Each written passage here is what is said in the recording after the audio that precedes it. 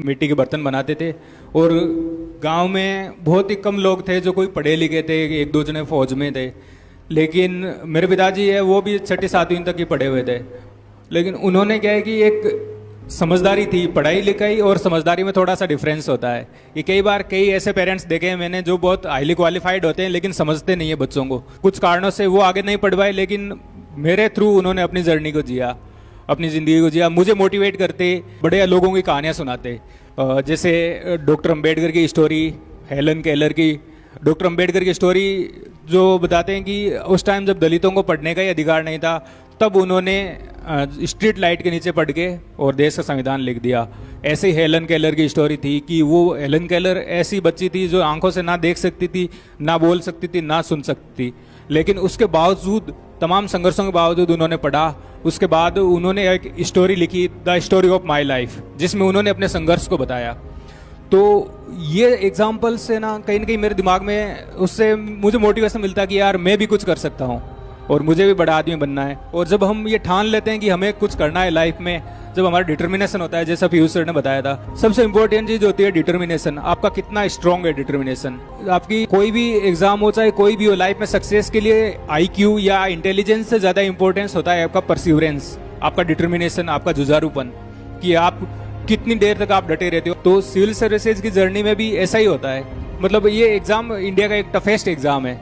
इस एग्जाम के लिए सबसे इंपॉर्टेंट चीज है डिटर्मिनेशन, कि आपका जो डिटर्मिनेशन है वो छूटना नहीं चाहिए इस एग्जाम के लिए। मैंने जब तैयारी स्टार्ट की, 2-3 साल तो दिल्ली रहा था, उस टाइम तो क्या है कि हमें पता ही नहीं था कि करना क्या होता है लाइफ में। भाई आईएएस का तो कोई नाम ही नहीं सुना था। ऐसे था कि भाई जो इंटेलिजेंट होते हैं जो बच्चे, वो या तो पीएमटी के लिए, नीट के लिए चले जाते हैं या फिर आईआईटी के लिए चले जाते हैं।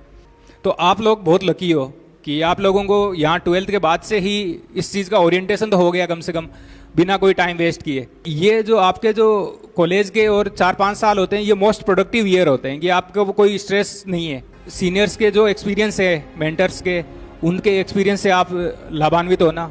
और आचार्य चाणक्य का एक कोट है कि दूसरों के अनुभवों से हमें सीखना चाहिए, खुद के अनुभवों से सीखने के लिए जिंदगी छोटी पड़ जाती है। कई बार क्या होता है कि जैसे मेरे दिमाग में भी, जब मैं दिल्ली तैयारी करने गया तो वहाँ तो अलग ही तरह के जो कॉन्वेंट स्कूलों में पढ़े हुए ऐसे बच्चे होते थे, तो मुझे लगा कि यार इनके बीच मेरा कहाँ कॉम्पिटिशन है।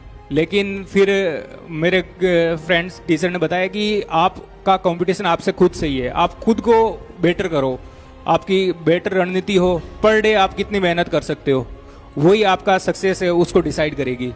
क्या होता है कि लंबी तैयारी में सेल्फ मोटिवेशन इंपॉर्टेंट चीज़ होती है।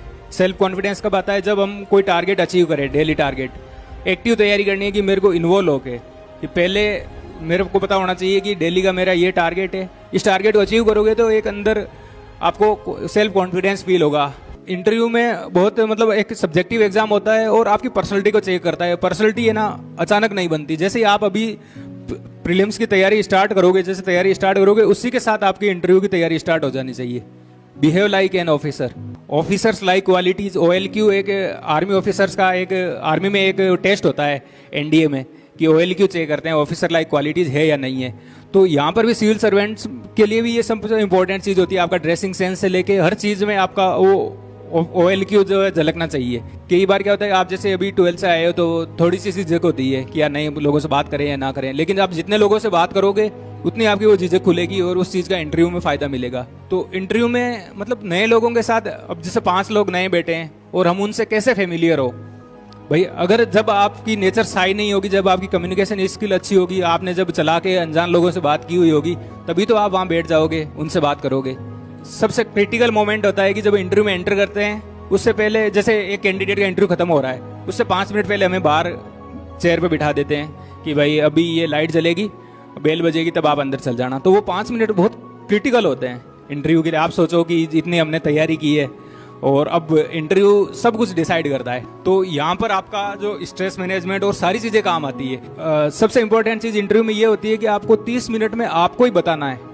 इंटरव्यू वालों के लिए तो क्या होता है कि अब आप सोचो कि 2 महीने तक लगातार इंटरव्यू चल रहे हैं। एक आदमी अगर मान लो आपको ही कहा जाए कि सुबह शाम दोनों टाइम इंटरव्यू लेने हैं 2 महीने तक, तो आदमी बोर हो जाता है।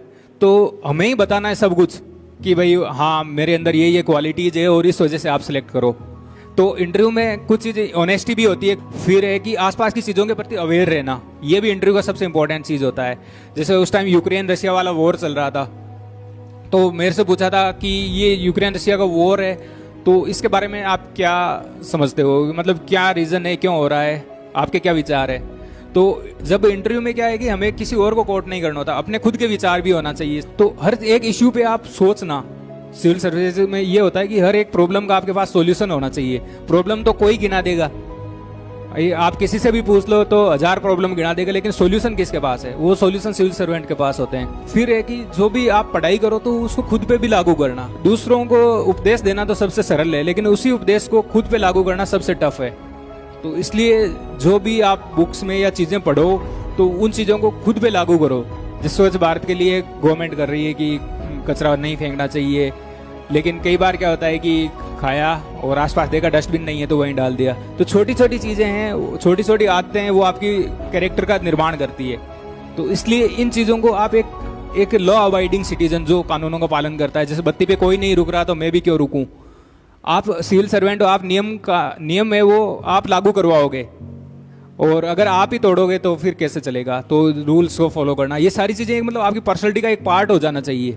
इन चीज़ों से क्या है कि पर्सनैलिटी ओवरनाइट नहीं बनती। बहुत लोग ऐसे होते हैं जिनके इंटरव्यू में कई बार ऐसा होता है कि लगातार इंटरव्यू में कम नंबर आ रहे हैं, इसका मतलब उनको पर्सनैलिटी में कुछ ना कुछ कमी है।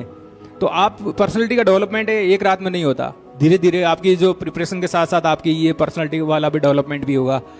और सबसे इम्पोर्टेंट चीज़ है मोटिवेशन। तो आप जो जैसे डॉक्टर कलाम की जीवनी, मैंने बहुत सारे लोगों की जीवनियाँ पढ़ी, स्टीव जॉब्स की जीवनी पढ़ी, स्टीफन हॉकिंस की पढ़ी, स्वामी विवेकानंद की पढ़ी। तो महान लोग जो बड़े लोग हैं उनकी जीवनियाँ, बायोग्राफीज है वो ज़रूर पढ़ना।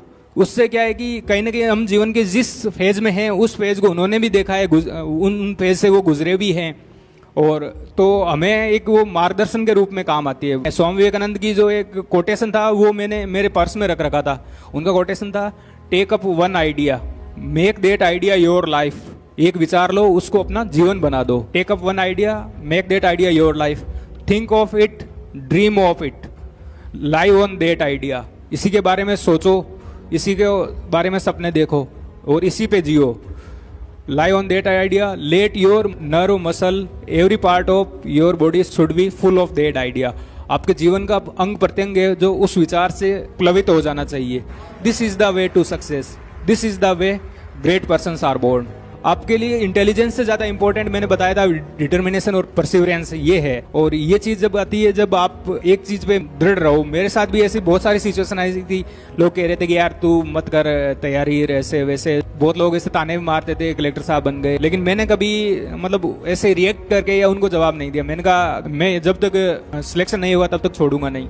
वो एक दशरथ मांझी, जो मांझी मूवी का डायलॉग है ना, जब तक तोड़ेंगे नहीं तब तक छोड़ेंगे नहीं। मैंने अंदर ही अंदर सोच लिया था कि ये अपने आप ही सारी चीज़ चेंज हो जाएगी। आज जो कलेक्टर साहब कह रहे हैं, ताना मार रहे हैं, ये अपने आप चुप हो जाएंगे। और जो ही रिजल्ट आया उसके बाद सारी चीज़ें चेंज हो गई। तो ये एक ऐसा एग्जाम है जो आपको ओवरनाइट है ना, लोअर क्लास से अपर क्लास में सीधा ट्रांजिशन करवा देता है।